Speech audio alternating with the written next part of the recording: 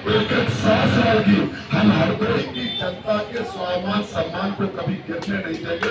इस बात को आपसे बीच में कहना चाहूंगी। ये सांसद का चुनाव जरूर है, ये संसद का चुनाव जरूर है, लेकिन ये चुनाव धीरे धीरे, ये जो सांसद का चुनाव है, ये चुनाव सांसद का तो है, लेकिन धीरे धीरे चुनाव अलग दिशाओं में अलग मुद्दा पर होता जा रहा है। तो बैटरी पे चलाए थे, बैटरी पे चलाए रहेगा, क्योंकि चुनाव होता तो सांसद का है, लेकिन मुद्दे जब आते हैं तो पता चलता है कि ये चुनाव किस बात का है। आज भारत देश में जब देश की आजादी के पहले आपको फोटो है जी, आसो ना फोटो है जी, भारत देश के एक एक व्यक्ति को अपने जीवन में दो बातें जरूर याद रखनी है। पहली बात क्या है? पहली बात है कि देश जब अंग्रेजों का गुलाम था, तो अंग्रेजों की गुलामी के समय जब देश की आजादी की लड़ाई लड़ी जा रही थी, जब देश में करोड़ों लोग अंग्रेजों के गुलाम थे और अंग्रेजों के साथ साथ भारत की जो जातिवादी व्यवस्था थी, जो सामंतवादी व्यवस्था थी, जो पूंजीवादी व्यवस्था थी, जो छुआछूत की व्यवस्था को मानने वाली व्यवस्था थी, उस व्यवस्था ने भारत के करोड़ों लोगों को स्वाभिमान सम्मान की जिंदगी से वंचित किया था। लेकिन जब देश में अंग्रेजों का शासन हो गया, जब देश में पूरी जनता के साथ साथ जब राजा भी गुलाम हो गए, नवाब भी गुलाम हो गए, जमींदार भी गुलाम हो गए, साहूकार भी गुलाम हो गए, जब सभी लोग गुलाम हो गए और अंग्रेजों से लड़ते लड़ते वो देश को आजाद नहीं करा पा रहे थे, तो वो चल के जनता के बीच में आए। जैसे हम लोग आजाद के बीच में आए, उसी तरह से राजा, नवाब, जमींदार, साहूकार जो जनता के ऊपर हुकूमत करते थे, जनता के दुख दर्द को अपना दुख दर्द नहीं समझते थे,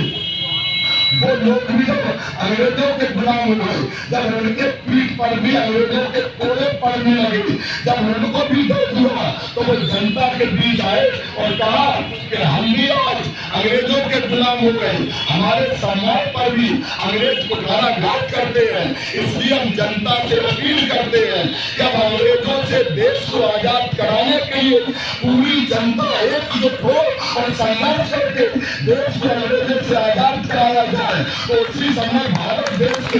एक एक जाति के व्यक्ति हैं, एक एक धर्म के व्यक्ति हैं, इस बात पर आपको गर्व होना चाहिए। चाहे वो बावली समाज के, चाहे माता दी भंगी जी हो, उनसे लेकर चाहे वो ब्राह्मण समाज के, चंद्रशेखर आजाद से लेकर सब समाज के, चाहे अशफाकुल्लाह खान से, सभी जाति धर्म के लोगों ने उनकी मांग ने कहा, अपने बेटों से कहा, आज देश को तुम्हारी जरूरत है, जाओ और अंग्रेजों से लड़ने के लिए तब तक लौट के नहीं आना जब तक देश से अंग्रेजों को बाहर करके देश को आजाद कराने का काम नहीं करना। इस बात पर आपको गर्व होना चाहिए।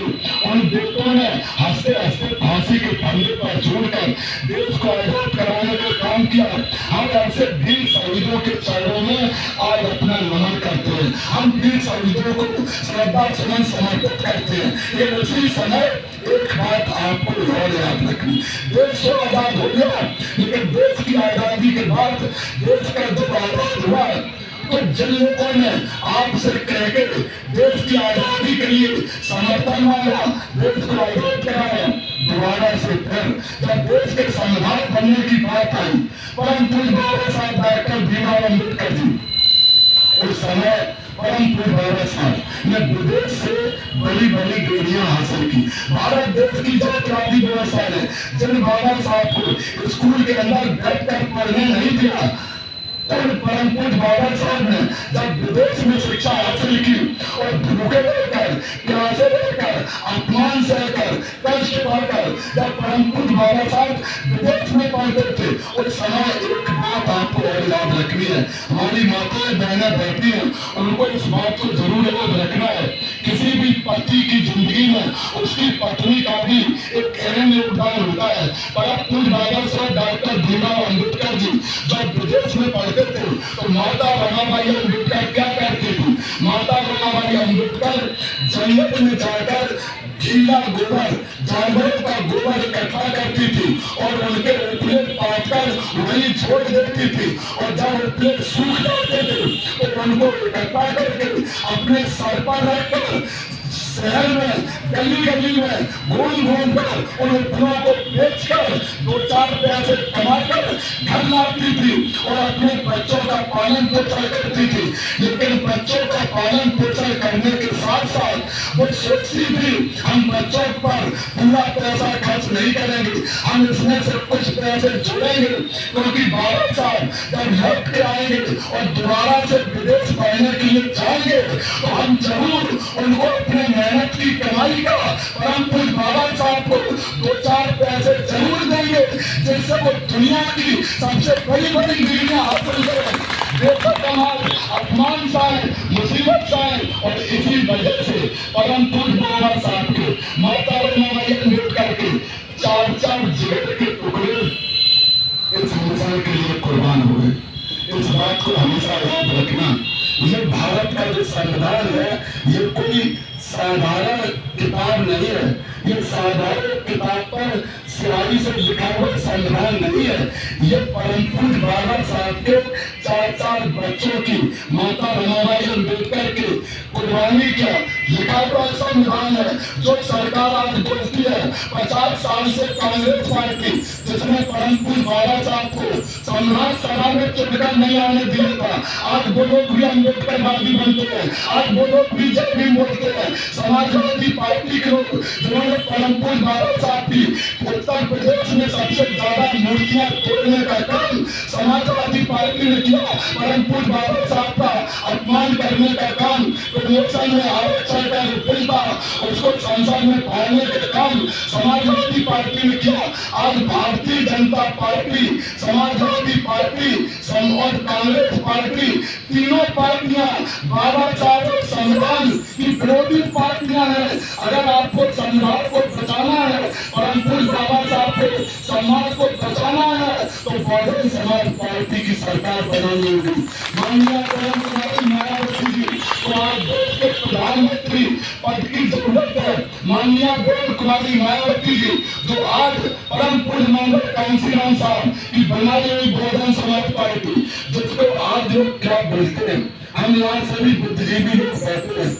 ये सभी लोग क्या बोलते हैं, आपकी तो बहुजन समाज पार्टी खत्म हो गई। और मैं इस बात को कहना चाहता हूँ, यही जातवादी लोगों ने षड्यंत्र करके आरपीआई को खत्म किया था। आप लोग याद करो, परम पूज्य बाबा साहब की बनाई हुई पार्टी आरपीआई को किन लोगों ने खत्म किया? इसी कांग्रेस पार्टी ने आरपीआई को खत्म किया, चुनाव के हाथी को खत्म किया, उसको कैद कर लिया। धन्य मंगल कांसीराम साहब जिन्होंने आरपीआई को खत्म करने वालों से हाथी को बंद करने वालों को चुनौती देकर, जब देश में कांग्रेस पार्टी का साम्राज्य था उस समय मंगल कांसीराम साहब ने और हमारे 5 के साथियों ने, जिन्होंने अपनी मेहनत की कमाई का एक एक पैसा मिशन विजन के लिए अपने बच्चों की पढ़ाई पर नहीं लगाया, अपने घर परिवार पर नहीं लगाया, मंगल कांसीराम साहब को मेहनत की कमाई का एक एक पैसा देकर माननीय बहन कुमारी मायावती जी ने